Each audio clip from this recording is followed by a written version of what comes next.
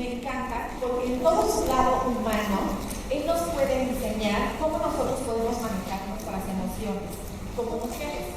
Y entonces, nosotros podemos ver cómo dice en la escritura de Mateo 26:37, que cuando ya estaba a punto de ir a Getsemaní, dice, y Jesús llevó, aquí ando medio viendo atrás y viendo adelante. Esto de la tecnología no es tan sencillo, Pero bueno, le decía a Marco en la mañana que se me trabó la computadora en la mañana, quería corregirme. Dije, ay, ¿cómo extraño a mi esposo? Y otras cosas, ¿verdad? Pero que siempre me ayuda a solucionar estos problemas. Pero bueno, dice Mateo 26:37, y se llevó a Pedro y a los dos hijos de Zebedeo, y comenzó a sentirse muy triste y angustiado, y les dijo, siento en mi alma una tristeza de muerte. Nosotros podemos ver aquí cómo Jesús, en medio de todo lo que Él experimentó, jaló a sus discípulos más cercanos y fue abierto con sus emociones. Las que tuvieron ayer en la clase de Leo recordarán el poder de la autenticidad, de cómo el ser sinceros con lo que pensamos y lo que sentimos nos acerca a las personas más que nos aleja. Pero en esos momentos los discípulos no estaban acostumbrados a ver a Jesús en un momento tan difícil. Obviamente sentir en el alma una tristeza de muerte se asemeja a lo que es una depresión, se asemeja a lo que es estar en un estado de profunda tristeza y que realmente nos sentimos abatidos y deprimidos. Entonces vemos aquí cómo Jesús le expresa eso a sus discípulos. Sabemos también que les dice, les encargo aquí para que se queden a orar, yo por mientras me alejo, oró a solas y cuando regresó los encontró dormidos. Y obviamente Jesús los despierta y les dice, no pueden ni orar una hora, pero Jesús al mismo tiempo sabía que cuando alguien estaba con profundo estrés, tristeza, incertidumbre, las energías se te consumen y solo te da sueño y ganas de dormir. Por eso la somnolencia o el querer dormir mucho a veces está asociado con una depresión. Venían de la Santa Cena, antes de Getsemaní, venían de que Jesús les dijera que iba a ser crucificado, que iba a sufrir, que iba a ser torturado. Les explicó todo lo que era en la Santa Cena y obviamente cómo tú te sentirías de que tu maestro te dijera, me van a crucificar, voy a morir, y además sabían de las Escrituras y en las profecías del Antiguo Testamento explican cómo iba a morir Jesús, que iba a ser torturado, tratado como gusano, insultado, etc. Eso lo encontramos en los Salmos y en el profeta Isaías. Entonces, imagínate cómo tú te sentirías si alguien a quien tú amas, respetas y admiras, te dice, mañana voy a ser torturado y me van a matar. Y entonces por eso Jesús trata incluso con amabilidad a sus discípulos cuando se quedan dormidos, porque entendían, sí, están bajo una profunda tristeza, estrés, angustia, y aunque en ese momento le dijeron, sí Señor, nosotros te vamos a seguir, te vamos a defender, no te vamos a dejar, nunca. Y a la mera hora, Jesús también estaba consciente de lo incongruentes que a veces podemos ser bajo momentos de profundo estrés. Que de pronto tú dices, sí, yo voy a hacer y esto y el otro, y pasa algo en tu vida y actúas totalmente diferente. Pero Jesús, de nuestros errores, busca enseñarnos. ¿Por qué? Porque a Él no le interesa castigarnos, a Él le interesa que aprendamos profundamente cómo ir enfrentando los problemas y los momentos estresantes y angustiantes de nuestra vida. A los discípulos en este momento les tocó, pero a nosotras también nos va a tocar enfrentarnos. Y vemos cómo aquí Jesús, que era un hombre que disfrutaba la vida, alegre, que sanaba enfermos, hacía milagros, sanaba a los leprosos, tocaba su piel a pesar de que pudiera ser contagiado. Lo vemos cómo iba a fiestas, cómo iba a bodas, cómo disfrutaba con sus discípulos, cómo se alejaba en una barca, cómo él podía dormir en medio de una tormenta, o sea que no tenía problemas de sueño, ¿verdad? Ni insomnio, ni nada por el estilo. O sea, él estaba muy bien, ¿no? Porque si puedes dormir en una tormenta, quiere decir que estás muy bien emocionalmente. ¿Qué es lo que nos da el insomnio? Pues las preocupaciones, las angustias, y le machacamos los problemas en la noche. Pero Jesús podía dormir perfectamente bien. Pero entonces llega el momento en el que a este hombre alegre, contento, que disfrutaba la vida, que amaba a la gente, que abrazaba a los niños, que se la pachangueaba con sus amigos, realmente le tocó enfrentar el momento más difícil de su vida. Pero de todo esto también nosotros aprendemos cuál es la diferencia entre una reacción depresiva y una enfermedad depresiva. Porque nosotros conocemos cómo fue la vida de Jesús, por lo menos sus últimos 3 años de vida que fue en su ministerio. Y entonces aquí lo vemos verdaderamente con una tristeza y una angustia profunda, que tiene todas las características de una profunda depresión. Pero a veces nosotros tenemos que aprender a diferenciar qué es una reacción depresiva y qué es una enfermedad de depresión. Porque la depresión es una enfermedad. No es que estás mal espiritualmente, no es que te falta fe, no es que no eres agradecida, no es que no tienes esperanza. La depresión es una enfermedad. Y todos podemos pasar momentos de depresión, y una cosa es tener la enfermedad de la depresión. Pero vamos a ver cuáles son las características más importantes de lo que es una depresión. Obviamente, si tú lees más libros o más artículos acerca de la depresión, te podrás encontrar con diferentes nombres o características, pero en realidad todo engloba lo mismo. Yo me estoy basando en cómo lo presenta este autor, que es un psiquiatra y además ferviente seguidor de Jesús, cómo lo plasma. Entonces, vemos cómo la depresión es algo que se caracteriza por una intensa tristeza, ansiedad, baja autoestima, falta de motivación, aislamiento social, sueño irregular, apetito alterado, fatiga excesiva, deseo sexual disminuido, hablando para las casadas, ideas de suicidio y otros. Entonces, nosotros podemos ver que estas son las características que pueden llegar a englobar una depresión, lo que es ya una enfermedad depresiva, y que la vemos a veces por periodos cortos, si tienes 2 o 3 días en las que te sientes así. No es una enfermedad, es un momento, pero nosotros tenemos que aprender a distinguir, y nosotros podemos ver cómo en efecto pues Jesús no era una persona depresiva. ¿Por qué? Pues porque no todo el tiempo estaba triste. Lo podemos ver en 2 momentos: cuando muere su primo Juan el Bautista y después antes de su muerte. Obviamente este momento de ansiedad fue el único que le dio porque tenía que enfrentar su muerte, pero no lo vemos ansioso ni aún en medio de la tormenta en una barca en pleno lago, ¿no? Pero vemos cómo finalmente él era un hombre que estaba profundamente motivado por su relación con Dios, por su vida de oración y porque tenía una misión importante en la vida. Y la motivación le salía desde dentro hacia afuera. A veces las circunstancias no estaban increíbles para Jesús, a veces no creían en él, lo criticaban y lo querían matar. Pero la motivación de hacer lo que quería hacer no dependía de que la gente creyera en él o lo aceptara, sino de lo que él traía por dentro, que era la misión de enseñarnos el reflejo de Dios y después poder salvarnos a través de su muerte. Vemos cómo Jesús de pronto sí buscaba aislarse en momentos, pero era para estar solo o para orar después de un momento difícil. Pero era un hombre completamente sociable, que le gustaba estar con la gente, que disfrutaba la cercanía y las relaciones íntimas. También vemos cómo Jesús, como hablábamos hace rato, no tenía problemas de sueño en ninguna circunstancia.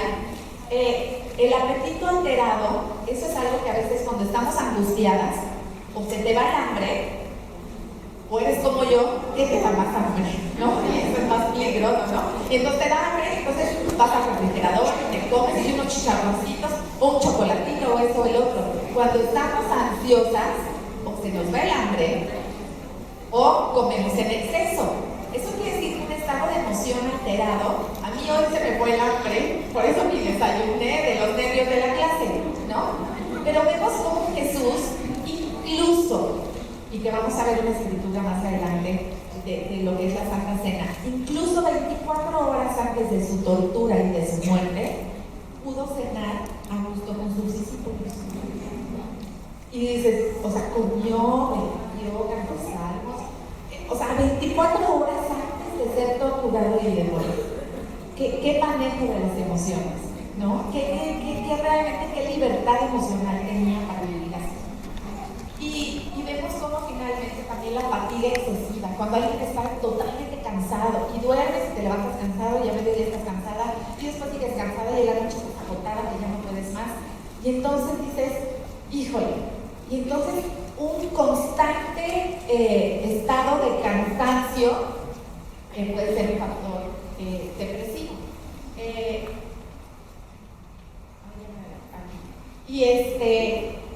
Y obviamente ya situaciones y casos más graves ya tienen que ver con ideas de suicidio, de quererte morir, de querer desaparecer, de no encontrar el sentido a la vida. Vimos cómo María en algún momento de su vida se metió al mar con ganas de morirse, porque a veces que ya sientes que tu vida está tan hecha un desastre que no le encuentras sentido a nada y dices, de verdad, eso sería la solución. Entonces, nosotros podemos ver cómo pues, Jesús no tenía estas características, pero porque también hay razones de por qué nosotros podemos caer en un estado depresivo. Y vemos cómo las razones pueden ser definitivamente una predisposición genética. Si tú tienes en tu herencia tus padres, tus abuelos, tus bisabuelos, tus tatarabuelos, factores depresivos o de alguna enfermedad como esquizofrenia, etcétera, etcétera, realmente puede ser algo que sí pueda venir por el lado de la genética. Las enfermedades psicológicas sí tienen que ver con la parte genética. Entonces, por eso debemos de verlas como tales. Cuando tú vas al médico te preguntan y traes dolor de estómago, a ver antecedentes, alguien en su familia tiene gastritis, alguien en su familia tiene colitis, esto y lo otro. ¿Por qué? Pues porque los antecedentes te ayudan a ver qué va a enfrentar el paciente. Y en este sentido también. Obviamente, las pérdidas, las frustraciones, las limitaciones físicas, los pensamientos de contenido negativo, que eso no nos da ninguna de las que estamos aquí. No, ¿verdad que no? Yo dije, no, yo no soy lo mejor, pero pensamientos negativos, no. Meditar en pensamientos pasados, tampoco, ¿verdad? No tenemos esas razones. Meditar en pensamientos pasados, y obviamente eso tiene que ver con que tuviste un problema con alguien y empieza la discusión mental. Y me dijo y le dije, pero le voy a decir, y me va a contestar, y yo le voy a decir, y me va a contestar, y hasta la historia, y ves a la persona y no le dices nada, ¿no? No sé si solo a mí me ha pasado, ¿no? Pero ¿y cuánto tiempo estás machacando el problema y le voy a decir, y cuando llegue, y a la reunión, y cuando lo vea, y le voy a decir, y no sé, y solo discutimos mentalmente con la persona que la mera hora. La anticipación de acontecimientos catastróficos, ¿no? Eso tampoco nos pasa, ¿verdad? ¿Sí? Y que tiene que ver con, híjole, tengo una manchita, y si es cáncer, y si me muero de cáncer, y dejo un hombre viudo, 2 hijos huérfanos, y yo asisto mi funeral, ¿no? Cada que me subo a un avión, y que dices, estoy en el avión, ay no, pero Dios, tengo una misión en la vida, tú no puedes permitir que se cambie de avión, ¿no? Bueno, pero tristemente a Jenny Rivera sí le pasó, y si a mí me pasa, ¿qué voy a hacer? O sea, y ella, yo digo, no, hijos están chiquitos, no los puedo dejar solos, porque bueno, hay gente que sí muere y deja a sus hijos solos, ¿no? Y entonces estás futurizando acontecimientos catastróficos, ¿no? Y cuando eres joven dices, ay, algún día alguien se enamorará de mí, alguien se enamora de ti, dices, ay, algún día me dará el anillo, me da el anillo, no, ay, será que podré tener hijos, que no podré tener hijos, los tienes, ay, seré que será buena madre, pasan la adolescencia, ay, ¿cómo se irán a casar mis hijos? ¿No crees que tienes bien? Dices, me quedaré sola en la vejez. No, y si no tengo a nadie, no, y si muero sola, abandonada en una casa. ¿Se les ha ocurrido? O sea, ¿verdad? Y estamos gruesas, ¿no? O sea, estamos gruesas de cómo anticipamos eventos catastróficos y que a veces eso es lo que te produce un estado depresivo, porque todo lo que piensas te produce emociones, te segrega sustancias y te estresas entonces, imagínate tú acá estás en la discusión mental con el jefe o con el esposo, con la hermana, con tu discipuladora, y llega alguien y te dice, hola, ¿cómo estás? Bien. Pero porque estás en un estado de discusión mental, y llega alguien inocente y te dice hola, y tu reacción, pero por todo lo que has estado pensando por la última 2 horas, ¿no? Porque nuestros pensamientos negativos y catastróficos ojalá duraran un segundo, pero no, duran bastante. Entonces, qué fuerte, porque nos damos cuenta cómo todas estas razones por las cuales alguien puede caer en una depresión, qué cuidado hay que tener. Lo que me encanta es que si nosotros nos aferramos a las escrituras de la Biblia, claro que podemos vencer todo esto, porque si tú dices, piensen en Filipenses, piensen en todo lo bueno, admirable, respetable, digno de respeto, en lugar de todo lo que no te parece de la iglesia, lo que no te gusta de tu líder, de tu esposo, de tus hijos, de tu líder, entonces en otro momento están llenos. Y obviamente Jesús dijo, piensen en el ahora. No quiere decir que seamos irresponsables en el futuro, pero es que cada día tiene su propio afán, ¿no? Entonces nosotros ya estamos en nuestro entierro, nuestro velorio, quién se va acercando, ¿no? Y no vamos a hacer hoy, entonces por eso vivimos angustiados por el futuro. Hoy estás en Huastepec, pero entonces un día estarás en otra situación y lo importante, Jesús nos dice, es vivir el presente. Pero los factores depresivos como estos tienen que ver con ese no obedecer las escrituras también, de estar pensando en las futuras catástrofes. Vemos a continuación cómo la depresión es una enfermedad clásica del siglo XXI. Cada vez hay más personas con depresión en todas las sociedades modernas. En los países desarrollados, en los países subdesarrollados, en los pobres y en los ricos, cada vez hay más depresión. De hecho, leí una vez un artículo que analizaba en dónde la gente se sentía más feliz. Lo interesante es que salió en primer lugar un país, un poblado de Nigeria, sumamente pobre, que la gente tenía la sensación de bienestar y de ser feliz con la vida. De los países que la gente se siente más infeliz, el primer lugar es Estados Unidos, y de ahí la lista larga. Entonces tú dices, ay, yo pienso que por más dinero estaría mejor. ¿Quién sabe? ¿No? Entonces, nosotros podemos ver qué fuerte es eso. Pero la depresión es una realidad. Es una gran enfermedad que acosa en el siglo XXI las sociedades modernas y en todos los niveles sociales. Y obviamente las personas adultas y los adultos mayores son las que están más expuestas a este tipo de situaciones.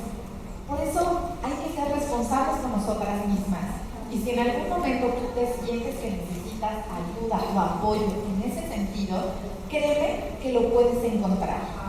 Como le decía a Leo ayer que platicábamos, si tú vas a un dentista y te tapan mal la muela, pues la solución ¿cuál es? Buscas otro dentista.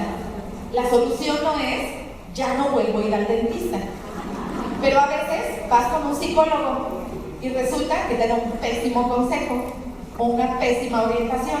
Como que algunas cosas que ustedes me han mencionado, que ustedes dicen, no, si te sientes deprimida tu esposo, pues divórciate, ¿no? Ok, estás estresada, eres soltera, tienes mucha ansiedad, insomnio, mira, con las relaciones sexuales te liberas. Claro, hemos escuchado eso, pero entonces ir con un psicólogo, la solución es, ¿ya no ir al psicólogo? No, búscate uno bueno, ¿no? Porque hay buenos psicólogos, hay buenos terapeutas, solamente hay que buscarle.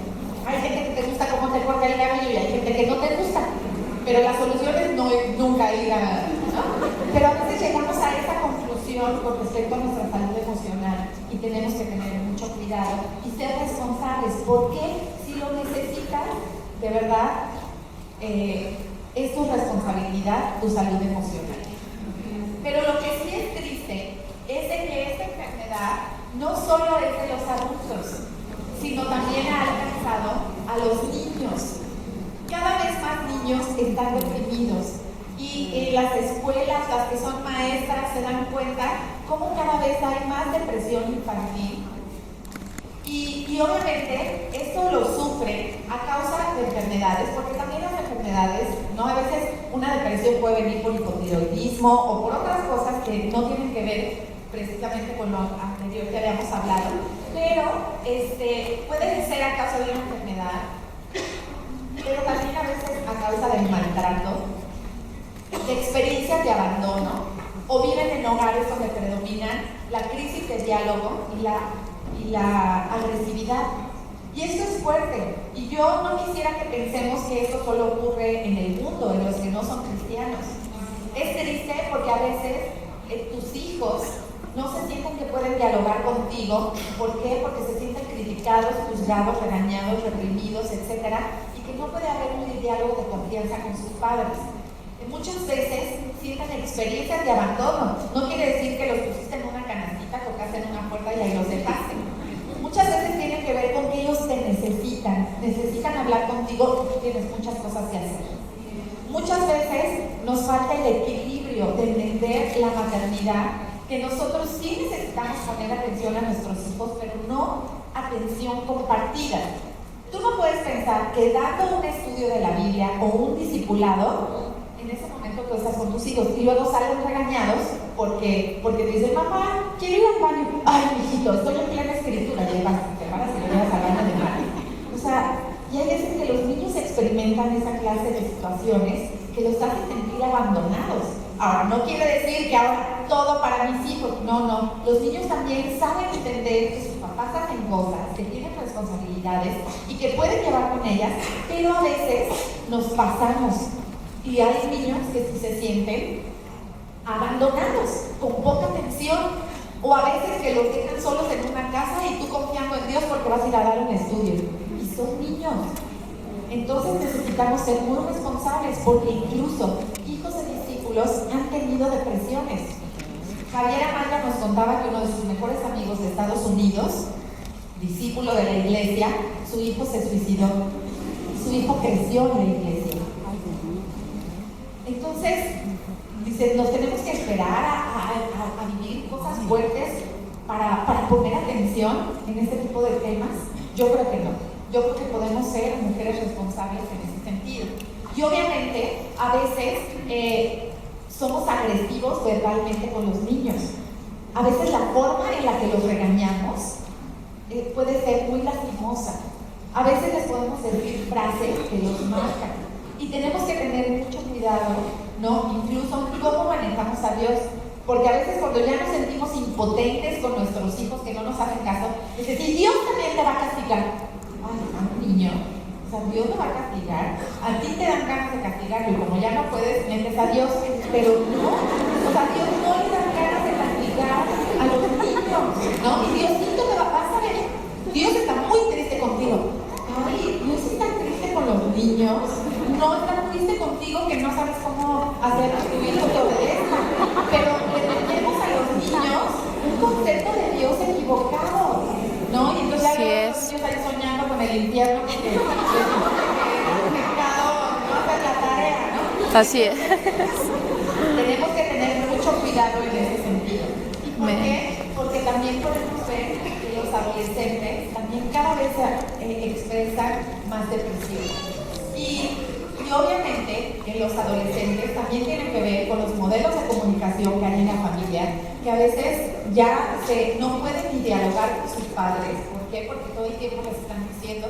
Y tenemos que ser sensibles ante el proceso de crecimiento. Para mí la adolescencia es fascinante. ¿Por qué? Porque es la etapa en la que agarran su personalidad, esto y lo otro. Pero claro, a ti no te gusta mucho porque como tienen que agarrar independencia, empiezan a desafiarte, a criticarte, a cuestionarte. ¿Por qué si tú me pides esto, tú no lo haces, no? Y como eso te cae mal, lo regalas, ¿no? Pero tienen razón, ¿no? Entonces el otro día iba yo en el coche y pasa un señor de los muéganos y yo, muéganos, y me dice mi hija, mamá, ¿por qué si tú nos has dicho que no arremedemos a nadie, no arremedas a los muéganos? Pero no nos gusta que nos confronten con los hijos, que somos los que mejor los conocemos, pero no tienen que ser el blanco de tus frustraciones. Luego, Obviamente, como padres, a veces no los ayudamos a controlar los